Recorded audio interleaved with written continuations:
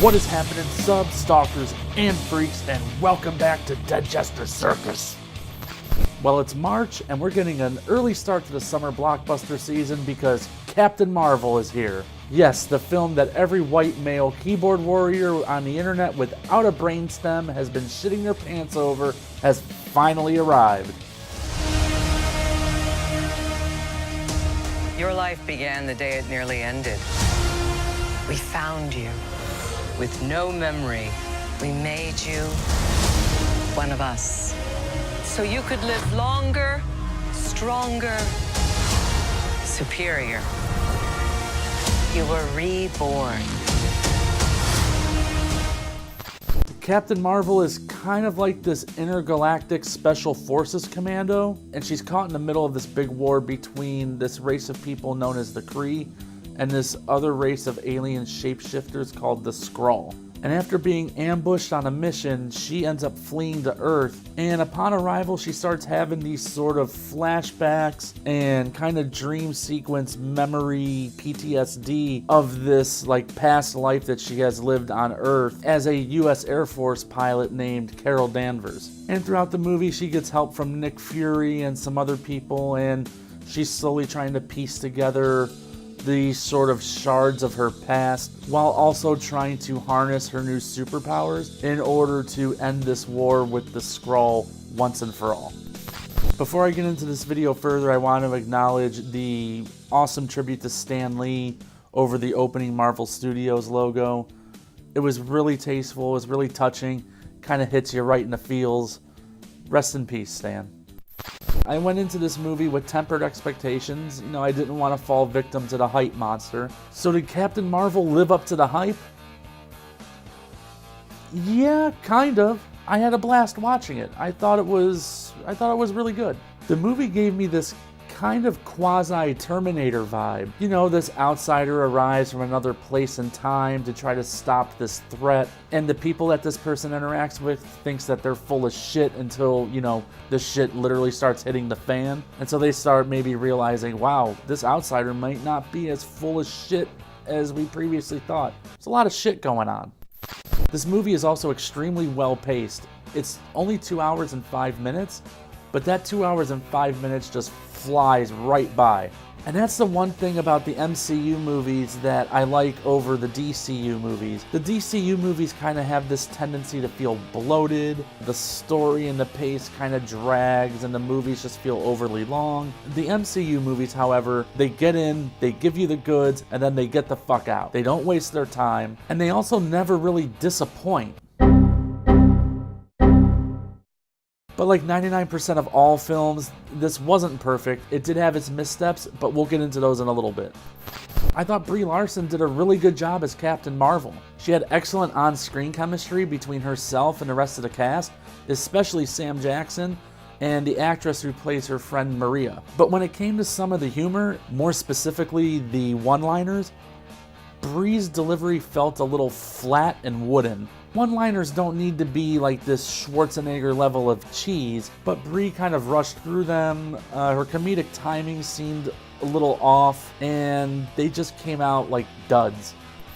But one thing that this movie did that I absolutely loved is that there was no forced romance or boyfriend bullshit anywhere in this movie. That's like a crutch that a lot of female-led movies, especially superheroes, they kind of tend to lean on that, and that gets really annoying. Like, there always seems to be this boy or this man that they're fawning over, and then they got to do this stupid gimmicky role reversal of, well, now the woman has to be the protector, and she's got to go save the day and save her man. They don't do any of that shit here. Captain Marvel is just a bad, bad bitch. And I mean that in the most glowing terms possible. They just let the girl be a straightforward badass, and I loved it.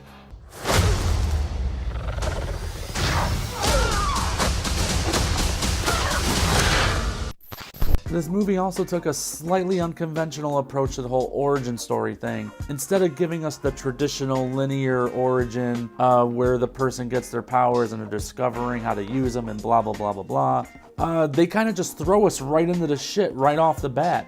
She already has her powers, and we're already within like minutes into the first mission and into a big bulk of the action of this movie. But I'm not gonna lie, it was kind of jarring and I really wasn't feeling it at first. But as the film goes along and she's slowly starting to piece together the memories of her past, it all starts kind of connecting back. Because at the start of this movie, Carol is suffering from amnesia. She really doesn't remember her past life on Earth. So we as an audience are learning as she's also learning and as she's remembering, and we're kind of going on this journey together with our hero. I kind of grew to like that. Could it have been executed a little bit better? Yeah, probably.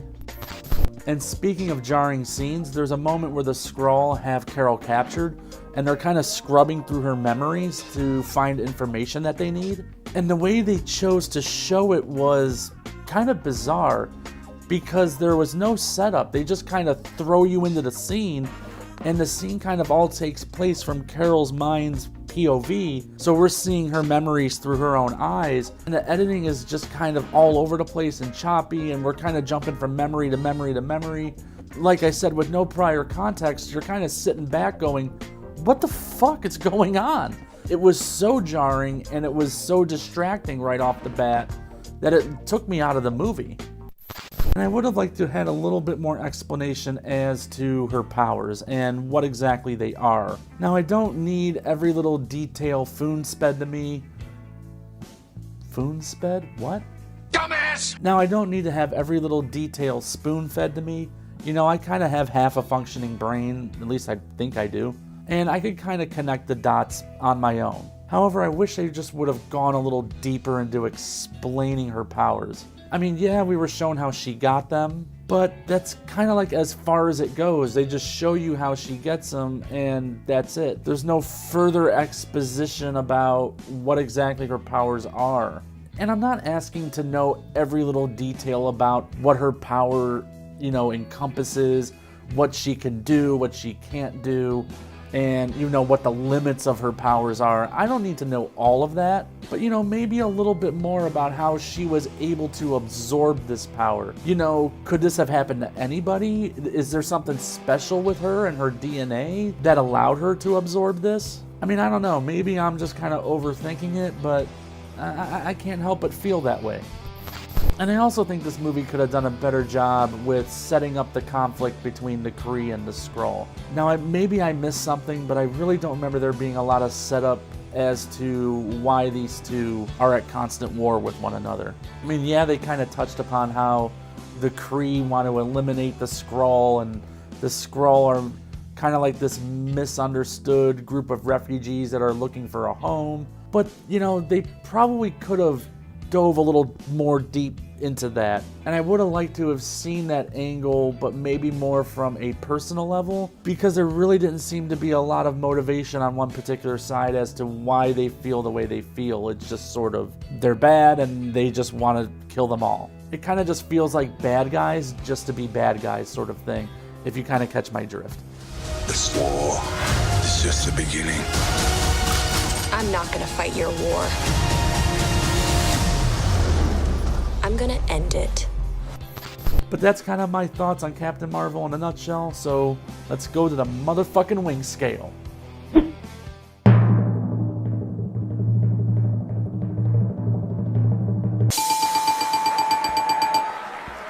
And yeah, I'm gonna give this movie a hot buffalo. Captain Marvel is just a fun ride. The movie does have a few stumbles here and there that keep it from being a top-tier superhero flick. And yeah, there are a few times where this movie kind of slaps you upside the head with girl power, but it's nothing obnoxious unless you're offended by that sort of thing. But the performances are great, and the story, while being nothing particularly special, is still an entertaining one. It might not tick all the boxes, but it keeps that Marvel tradition alive of knowing how to deliver the goods and how to do it well.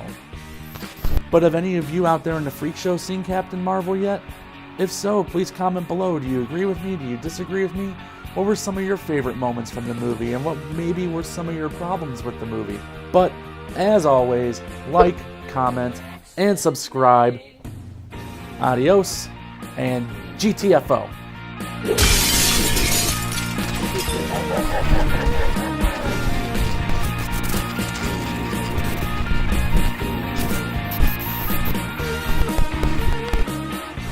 You ain't got a reason why you Ain't subscribed. I'm gonna kill your whole fucking family. All right, now get your fucking ass out the car. Go on. Yeah. Yeah. Woo!